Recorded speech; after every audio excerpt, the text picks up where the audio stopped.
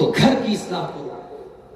اور اس لیے بھی گھر کی اصلاح کرنا بہت ضروری ہے کیونکہ گھر ہماری عزت کی حفاظت کا ذریعہ ہے. ہماری ماں بہنوں کی عزت اگر سیف ہے تو گھر کے اندر سیف ہے. اسی لیے اللہ نے قرآن میں اپنے نبی کی بیویوں سے فرمایا وَقَرْنَ فِي بُيُوتِكُنَّ، اے نبی کی بیویوں تم اپنے گھروں کے اندر جمی رہو، اپنے گھر کے اندر عزت کے ساتھ رہو. پتہ یہ چلا کہ ایک عورت کی عزت اگر کہیں سیف ہے تو گھر کے اندر سیف ہے. اور اللہ کے پیارے نبی فرماتے ہیں صحیح ابن حبان کی صحیح روایت ہے طوبیٰ لمن ملک لسانہ ووسعہ بیتہ وبکا علی خطیئتہ. تین چیزیں جس کے اندر پیدا ہو جائیں اس کو جنت مل جائے گی، اس کے لیے خوشخبری ہے، اس کے لیے جنت ہے. لمن ملک لسانہ، سب سے پہلی چیز اپنی زبان کو کنٹرول کر لے. ووسعہ بیتہ، اور اس کا گھر اس کے لیے کافی ہو جائے. کیا مطلب گھر کافی ہو جائے؟ مطلب یہ ہے کہ مکان اس کا چاہے چھوٹا ہو لیکن وہ لالچ نہ کرے، وہ حرام کی طرف نہ جائے، اپنے گھر کو اپنے لیے کافی سمجھے. اور ایک مطلب یہ بھی ہے اس حدیث کا کہ جب فتنوں کا دور آ جائے، جب بہت طریقے کے باہر بے حیائی کا فتنہ ہے، زناکاری کا فتنہ ہے، حرام فتنہ ہے، تو وہ انسان اپنے گھر میں زیادہ ٹائم دے، اپنے بچوں کو زیادہ ٹائم دے تو اس انسان کو جنت ملے گی. اور تیسری چیز وہ بقا علی خطیئتہ، اپنے گناہ کے اوپر روتا ہو، اپنے گناہ کے اوپر آنسو بہاتا ہو اور اللہ سے توبہ کرتا ہو. یہ تین چیزیں جس کو مل جائیں اللہ کے نبی فرماتے ہیں اس کو جنت مل جائے. تو آئیے ہم کچھ پوائنٹس آپ کے سامنے بیان کرنے جا رہے ہیں. گھر کی اصلاح کرنے کے کچھ فارمولے بتا رہے ہیں. آج کی تقریر کا سب سے اہم حصہ ہے، اس کو مس مت کیجیے گا، اس کو دماغ میں کہیں نوٹ کرتے چلیے گا کہ یہ کچھ موٹی موٹی چیزیں ہیں. اس کو اگر ہم نے اپنا لیا ہمارے گھروں کا ماحول انشاءاللہ بدلے گا، ہمارے گھروں کی اصلاح ہو جائے گی. میں 10 پوائنٹ آپ کے سامنے پیش کروں گا، 10 موٹی موٹی باتیں ہیں، اس کو اپنائیے گا، اس کے بعد ہم انشاءاللہ اپنی بات ختم کریں گے. سب سے پہلی چیز، آپ مکان بناتے ہیں، سب سے پہلے مکان کی بنیاد آپ مضبوط بناتے ہیں. اگر بنیاد کمزور ہے، مکان آپ 4-5 منزل کا تعمیر دیجئے لیکن ایک دن وہ مکان گر جائے گا کیونکہ بنیاد کمزور ہے. اگر آپ اپنے گھر کی اصلاح کرنا چاہتے ہیں، سب سے پہلے اپنے گھر کی بنیاد صحیح کیجئے. آپ کے گھر کی بنیاد اللہ کے دین پر ہونی چاہیے، اللہ کے تقوی پر ہونی چاہیے. آپ اپنے گھر کو تقوی کی بنیاد پر چلائیے، دین کی بنیاد پر چلائیے. اللہ فرماتا ہے افمن اسس بنیانہ علی تقوی من اللہ ورضوان خیر امن اسس بنیانہ علی شفا جرف نہار فانہار بہ فی نار جہنم. اللہ نے فرمایا ایک انسان وہ ہے جس کے مکان کی عمارت کی بنیاد اللہ کے تقوی پر ہے اور اللہ کی خوشنودی کے اوپر ہے، اور ایک دوسرا انسان ہے جس کے مکان کی بنیاد جہنم کی آگ کے گڑھے کے اوپر ہے. بتاؤ دونوں میں سے کون کامیاب ہوگا؟ جو جہنم کی آگ کی بنیاد پر اپنا مکان بنائے گا اس کا مکان جہنم کی آگ میں جائے گا. میرے بھائیوں، پہلے لاٹری بنگال میں کھیلی جاتی تھی، ابھی آپ کے جھارکھنڈ میں بڑے زور شور سے کھیلی جاتی ہے. پہلے ہمارا نوجوان تاش کے پتوں کے ذریعے جوا کھیلا کرتا تھا، اور ابھی ڈیجیٹل زمانہ آ گیا ہے. IPL کا میچ آ رہا ہے، موبائل پر my dream app download کیا، پیسہ اس میں لگایا. آج کولکاتہ ہار جائے گی، آج پنجاب جیت جائے گی، اس نے اس میں بولی لگائی اور جوا کھیلا، سکتا کھیلا. کہ آپ اس جوئے کے پیسے سے اپنے مکان کی تعمیر کریں گے؟ آپ لاٹری کے پیسے سے اپنے بچوں کو پالیں گے؟ حرام کمائی سے اپنے پریوار کو اگر آپ نے پالا ہے اور اپنے گھر میں آپ کو حرام کمائی لائے ہیں تو آپ نے جہنم کی آگ کے گڑھے کے اوپر اپنے گھر کی بنیاد. پہلے بنیاد صحیح کیجیے، پہلے بنیاد صحیح کیجیے. اور میری پیاری ماں اور بہنوں، آپ سے بھی کہنا چاہتا ہوں، جب آپ اپنے بیٹے کے لیے بہو دیکھنے جائیں اور جب آپ اپنی بیٹی کے لیے داماد دیکھنے جائیں تو آپ ایک نئے پریوار کی بنیاد رکھنے جا رہی ہیں. اب وہاں پر بھی آپ بنیاد کیا رکھ رہی ہیں یہ دیکھیے. آپ نے جا کر کے رشتہ دیکھا، لڑکی بڑی اچھی ہے، خوبصورت ہے، پڑھی لکھی ہے، برطلہ سے اس نے عالمیت کی ہے، برہٹ سے اس نے عالمیت کی ہے، دیندار ہے، نمازی ہے، سب کچھ ہے. گھر میں آپ آئی، لوگوں نے پوچھا رشتہ کیسا تھا؟ بہت اچھا رشتہ تھا، مگر لڑکی کا رنگ تھوڑا سا سانولا تھا. आपने थोड़े से रंग की बुनियाद पर एक दीनदार लड़की को रिजेक्ट कर दिया, आपने उस रिश्ते की बुनियाद दीनदारी पर कहाँ रखी। दूसरा रिश्ता आपके सामने आया, लड़की का बाप बहुत पैसे वाला, लंबा चौड़ा जहेज मिलने वाला है, लड़की कोई खास दीनदार नहीं है, बेपर्दा घूमा करती है, लेकिन बड़ी खूबसूरत है, बड़ी अप्सरा जैसी लगती है, हूर के जैसी लगती है। आपने जल्दी से रिश्ता लगा दिया। ओ मेरी प्यारी माँ बहनों, जिस रिश्ते की बुनियाद आपने दीन के ऊपर नहीं रखी है, जिस रिश्ते की बुनियाद आपने पैसे पर रखी है, आपने खूबसूरती पर रखी है, आपने दीन को ठुकरा दिया है, जब आप ऐसी लड़की को बहू बना करके लाएंगी तो जाहिर है कल अगर सास बहू में झगड़े होंगे, कल अगर घर में नफरत आएगी, कल अगर घर में बरकत खत्म हो जाएगी। तो बुनियाद जब गलत है तो आप ऐसा तो नहीं हो सकता कि आप बबूल का पेड़ बोएं और आप आम तोड़ें, ऐसा नहीं हो सकता। बबूल का पेड़ बो करके आप आम नहीं तोड़ सकते। बुनियाद अगर आपने आपने लड़के की शादी और लड़की की शादी शरीयत की बुनियाद पर नहीं की है, आपने खूबसूरती की बुनियाद पर की है, आपने दौलत की बुनियाद पर की है। अभी कल एक साहब मुझसे कहने लगे, आलिम है, मौलाना हाफिज़ झारखंड के रहने, उनकी अभी लड़की की शादी 1 साल पहले। मैंने कहा आपने शादी में जहेज दिया था? मैं उनकी बेटी के घर गया था, दावत दी थी उन्होंने, घर गया, देखा बड़ा लंबा चौड़ा जहेज का आइटम रखा हुआ है, मसेरी है और कूलर है और फ्रिज है और क्या क्या है। उन्होंने कहा मौलवी साहब मैंने 13 लाख रुपए का इंतजाम किया। मौलवी साहब हैं, अपनी बेटी के जहेज में उन्होंने 13 लाख रुपए खर्च किए थे, जहेज में शादी। मैं कहता हूं जो लोग जहेज दे रहे हैं 2 मिनट के लिए, चलो हम ये मान सकते हैं उनकी मजबूरी थी। समाज में एक चीज राइज हो जाती है, उससे बचना बहुत मुश्किल, मगर जो ले रहे हैं उनकी तो मजबूरी नहीं है। अगर आप ये सोच करके अपने बेटे की शादी पर जहेज ले रहे हैं कि मैंने दिया है बेटी को तो मैं लूंगा क्यों नहीं, तो ये बुराई समाज से कैसे खत्म होगी। और मैं नौजवानों से कहना चाहूंगा कि जब तुम अपने ससुराल की मसेरी पर सोओगे, अपने ससुर की दी हुई फ्रिज का ठंडा पानी पियोगे और अपने ससुर की दी हुई बाइक से तुम घूमोगे, तो तुम्हारे अंदर खुददारी की आवाज कभी तो निकलेगी नहीं। गला तो घोंट दिया अहले मदरसा में तेरा, सदा जो आए ला इला तो कहां से आए। जब आपने अपनी खुददारी को, गैरत को बेच दिया, आप जिस बिस्तर पे सोते हैं वो शादी में मिला है, जिस बाइक से चलते हैं वो ससुराल से मिली है, जिस फ्रिज का ठंडा पानी पीते हैं वो ससुराल से मिली है, जिस वॉशिंग मशीन में कपड़े धुले जा रहे हैं वो ससुर में दिया है, तो आप काहे के गैरतमंद है? आपकी गैरत तो मर चुकी है। आप कभी अपनी बीवी से गुस्से में बात भी नहीं बोल सकते।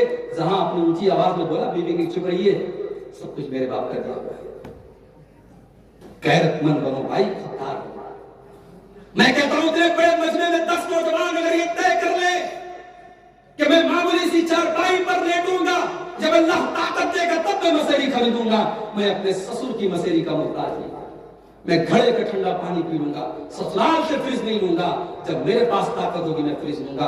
10 नौजवान ये तय कर लें और 10 औरतें ये तय कर लें कि हम अपने बेटे की शादी में जहेज नहीं लेंगे, तो आप 10 परिवारों को एक बहुत बड़ी अजियत से छुटकारा दिला देंगे।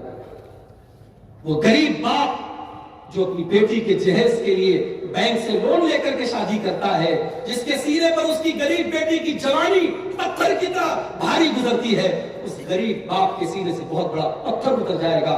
मेरे भाइयों, अहले हदीस कहते हो अपने आप को शर्म आनी चाहिए। सिर्फ सीने पर हाथ बांधने का नाम अहले हदीस नहीं है, सिर्फ 8 रकात तरावी पढ़ने का नाम अहले हदीस नहीं है, सिर्फ जोर से आमीन बोलने का नाम अहले हदीस नहीं है। अहले हदीस उसको कहते हैं जो जिंदगी के तमाम मामलात में कुरान हदीस पर चलता हो। अपनी शादियों को भी अहले हदीस वाली शादी बना दो, अब फिर देखो कि समाज में कैसे बरकत आती है। पहला काम ये करना है, घर की बुनियाद तकवा पर रखना। दूसरा काम, अगर आप अपने घर की इस्लाह करना चाहते हैं तो घर तो आप नहीं चलाते, आप तो नौकरी पे चले जाते हैं, आप तो काम पे चले जाते हैं, घर तो औरतें चलाया करती हैं, घर तो घर वाली चलाती, इसलिए औरत को घरवाली कहा जाता है, घरवाली कहा जाता है। घर की असल मालिक तो औरत होती है। इसलिए अगर घर की इस्लाह करना है तो सबसे पहले आप अपने घर की जो घरवाली लाने जा रहे हैं, अपनी जो बीवी आप तलाश कर रहे हैं, उसके लिए आप दीनदार रिश्ता तलाश कीजिए। ओ मेरी प्यारी माँ बहनों, जब आप अपने घर के लिए बहू तलाश कर کرنے جائیے. اللہ کے نبی فرماتے ہیں تنکح المرأۃ لأربعین لمالها ولحسبها ولجمالها ولدینها. جب عورت کی شادی ہوتی ہے 4 چیزیں دیکھی جاتی ہیں.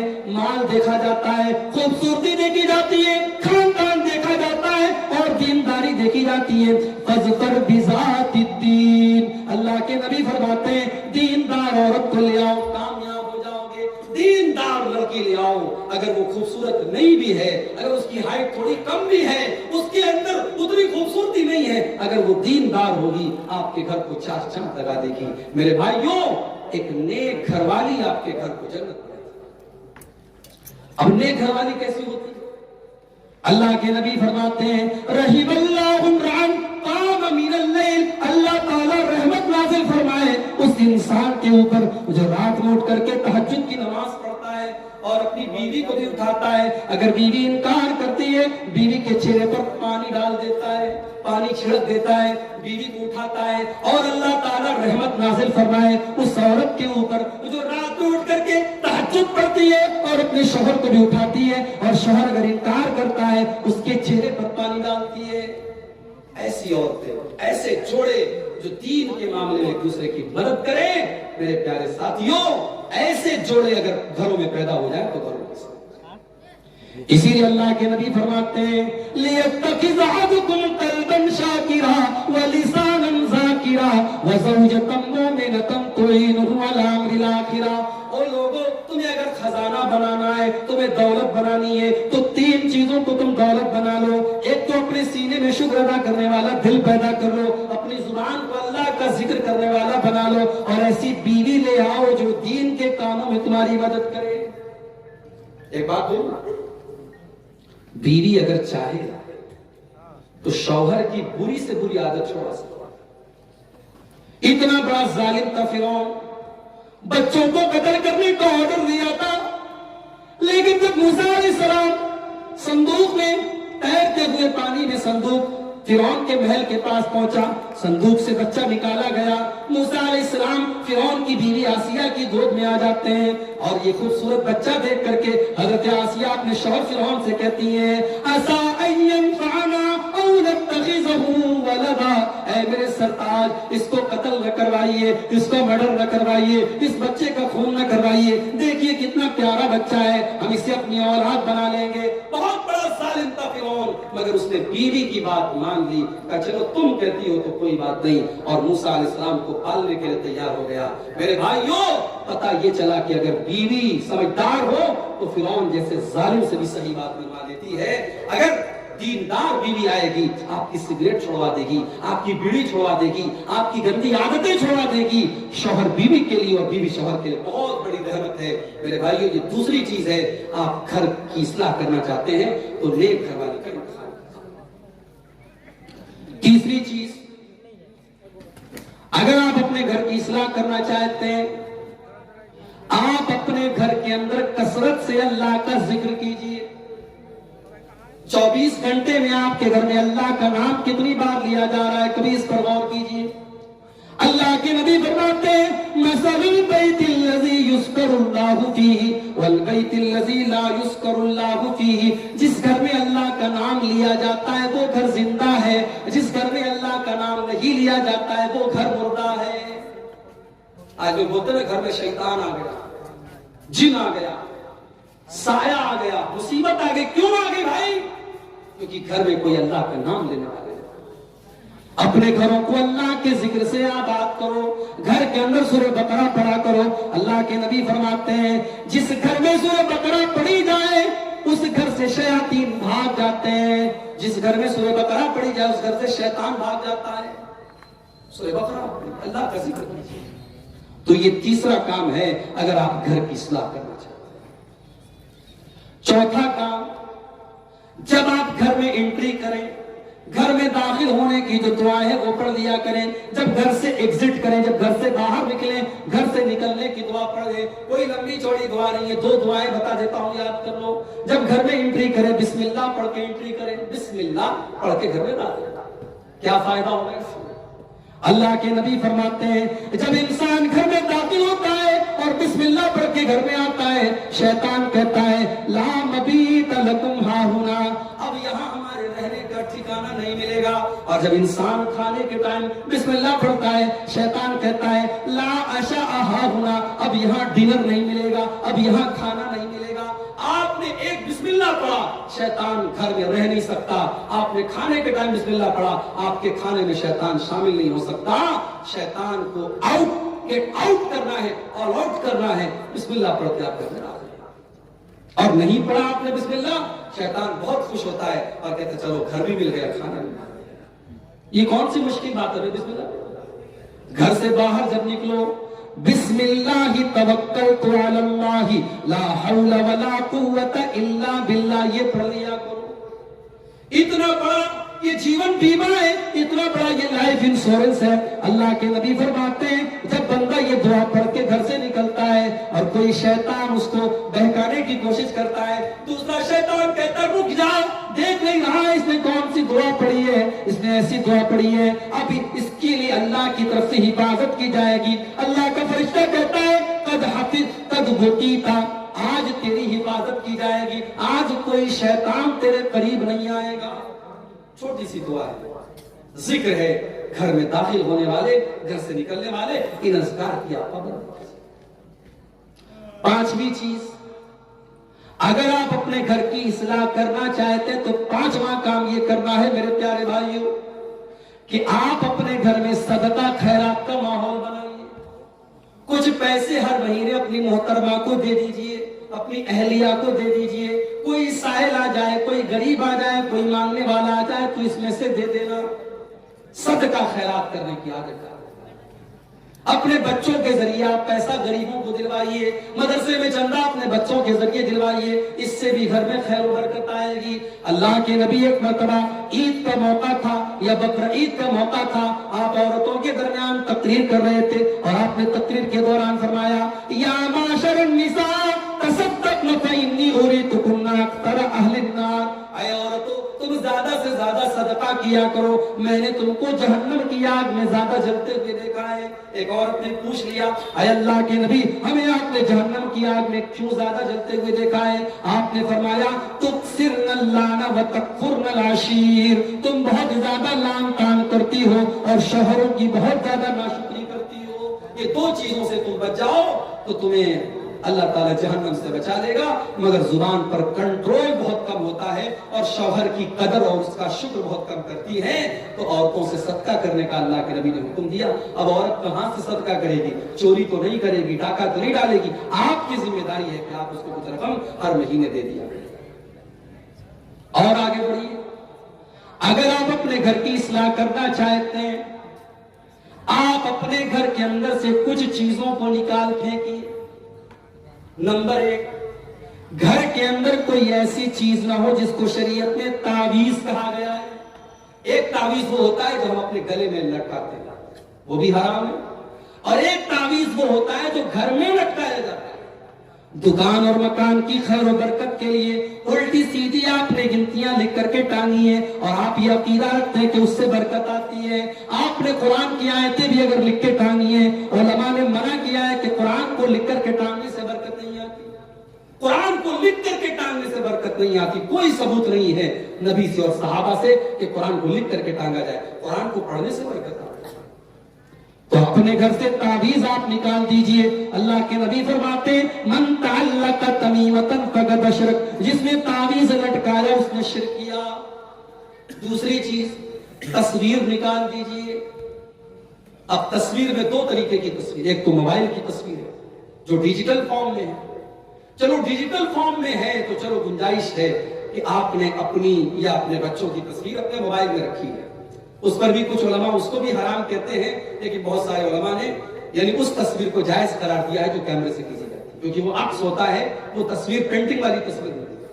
گنجائش اس میں بہرحال برقرار ہے. تو آپ موبائل کے اندر تصویر رکھیے، اس میں بھی، لیکن موبائل میں بھی آپ غیر محرم کی تصویر رکھیں. اب دیور اپنی بھابھی کی تصویر رکھے ہوئے ہیں یا بہن کی سہیلیوں کی تصویر آپ کے موبائل میں، حرام ہے، ناجائز ہے. غیر محرم کی تصویر آپ نہیں رکھیں. شوہر اپنے موبائل میں اپنی بیوی کی تصویر رکھ سکتا ہے، اس میں بھی احتیاط کریں، اس کو لاک کر کے رکھے کسی غیر. بہت سارے لوگ اپنے موبائل کی اسکرین پر وال پیپر پہ بیوی کی تصویر لگاتے ہیں، بالکل غلط ہے، یہ بے غیرتی کی علامت ہے. بہت سے لوگ اپنے گھر میں شادی کے ٹائم کی جو فوٹو ہوتی ہے اس کو باقاعدہ فریم کروا کے لگاتے ہیں یادگار کے طور پر۔ وہ یادگار تصویر نہیں ہوتی ہے، یادگار آپ کی محبت ہوتی ہے، آپ کا پیار ہوتا ہے، اور بیوی کے ساتھ آپ جو سلوک کرتے وہ یادگار۔ تو گھر میں فریم کر کے البم بنا کر کے جو تصویریں رکھی جاتی ہیں غلط ہے، اس کو نکال دیجئے۔ اللہ کے نبی فرماتے ہیں جس گھر میں کتا ہو اور جس گھر میں تصویر ہو اس گھر میں اللہ کی رحمت کے فرشتے داخل نہیں۔ تعویذ کو نکال دینا ہے، تصویر کو نکال۔ تیسری چیز، گانے بجانے کے جتنے آلات، طبلہ ہے، ہارمونیم ہے، میوزک انسٹرومنٹس جتنے ہیں، ان سب کو نکال دینا ہے۔ یہاں تک کہ اگر آپ نے اپنے گھر میں ٹی وی بھی رکھا ہے، آپ نے اپنے گھر میں ساؤنڈ سسٹم رکھا ہے اور اس ساؤنڈ سسٹم پر آپ ناچ گانا سن رہے ہیں، اس کو بھی نکالنا ہوگا۔ جس چیز سے گھر میں شیطان نہیں آتے، اللہ کی رحمت کے فرشتے نہیں آتے، اس میں سے ایک چیز یہ بھی ہے میوزک اور سنگیت۔ اپنے گھر سے ان تمام چیزوں کو نکال دیجیے۔ اسی طریقے سے آپ اپنے گھر سے محرم اور غیر محرم کا جو فرق ہے، اگر آپ کے گھر میں محرم غیر محرم کی تمیز نہیں ہوتی ہے تو اس کو آپ نکال دیجئے۔ اگر آپ کے گھر میں دیور اور بھابھی کے بیچ میں پردہ نہیں ہو رہا ہے، جیجا اور سالی کے بیچ میں بڑی بے تکلفی ہے، جیجا سالی سے کہتا ہے تو میری آدھی گھر والی ہے، اگر یہ بے حیائی آپ کے گھر میں ہو رہی ہے، اس کو بھی نکال کے پھینک دیجئے۔ اس کو بھی نکال کے پھینک دیجئے۔ آپ کی بہنوں کو پتا ہو کہ کون میرا محرم ہے اور کون غیر محرم۔ چھوٹی بچیاں 7-8 سال کی ہو جائیں تبھی سے ان کو سکھا دیجئے کہ تجھے غیر مرد سے مصافحہ نہیں کرنا۔ ہمارے یہاں عید کا موقع آتا ہے، چاچا کے لڑکے آ رہے ہیں اور اپنی کزن سسٹر سے ہاتھ ملا کر کے مصافحہ، عید کی مبارکباد دے رہے ہیں۔ خالہ کے لڑکے اور خالہ کی لڑکیاں ایک دوسرے کو ہاتھ ملا کر کے عید کی مبارکباد دے رہے، غلط ہے۔ کزن سسٹر آپ کی اصلی سسٹر نہیں ہے، آپ کی سگی بہن نہیں ہے۔ خالہ کی لڑکی سے شادی ہو سکتی ہے، چاچا کی لڑکی سے شادی ہو سکتی ہے، ماموں کی لڑکی سے شادی ہو سکتی ہے۔ اس لیے اس سے وہ جب جوان ہو جائے وہ لڑکی تو اس کو چاہیے کہ اپنے خالہ کے لڑکے سے پردہ کرے، اپنے ماموں کے لڑکے سے پردہ کرے، ان کے سامنے آنے سے بچے اور ان سے ہاتھ ملانا اور ٹچ کرنا تو بہت دور ہے۔ ہمارے یہاں باقاعدہ واٹس ایپ پر گروپ بن جاتے ہیں، فیملی گروپ، ہوم گروپ، خالہ کے لڑکے لڑکیاں آپس میں بےہودہ مذاق کر رہے ہیں، گندے گندے جوک سنا رہے ہیں۔ یہ بالکل غلط ہے میرے بھائیوں، آپ ایک زناکاری اور بدکاری کا راستہ۔ محرم اور غیر محرم کا فرق ہونا چاہیے، آپ کے گھر میں معلوم ہونا چاہیے کہ کون محرم ہے کون غیر محرم۔ ایک مرتبہ ایک نوجوان حضرت عائشہ کے پاس ہے، اس نے کہا کہ اے عائشہ میں آپ کا رضائی بھائی ہوں، جس عورت نے آپ کو دودھ پلایا تھا اسی نے مجھے پلایا تھا، آپ میری رضائی بہن ہیں۔ حضرت عائشہ نے کہا نہیں، میں تمہیں اپنے کمرے میں آنے کی اجازت نہیں دوں گی جب تک جناب محمد رسول اللہ صلی اللہ علیہ وسلم پرمیشن نہیں دے دیں گے۔ جب اللہ کے نبی آئے، حضرت عائشہ نے آپ سے پوچھا، اللہ کے نبی نے کہا کہ عائشہ وہ تمہارے رضائی بھائی ہیں، وہ تمہارے کمرے میں آ سکتے ہیں، تم سے مل سکتے ہیں۔ تب جا کر کے حضرت عائشہ نے پرمیشن دی۔ ہمارے پورے محلے کے نوجوان آ رہے ہیں، چاچی چاچی کر کے، بھابھی بھابھی کر کے بات کر رہے ہیں، اور آپ کے گھر میں کوئی پردے کا ماحول نہیں ہے۔ ایسا نہیں ہونا چاہیے، گھر میں پردے کا ماحول ہونا چاہیے۔ اسی طریقے سے اگر آپ اپنے گھر کی اصلاح کرنا چاہتے ہیں میرے بھائیوں، تو آپ اپنے گھر میں نیک لوگوں کو دعوت دیں، نیک لوگوں کو بلائیں، تقوی والوں کو، علم والوں کو، علماء کو، صالحین کو، پرہیزگار لوگوں کو آپ اپنے گھر میں دعوت دیں۔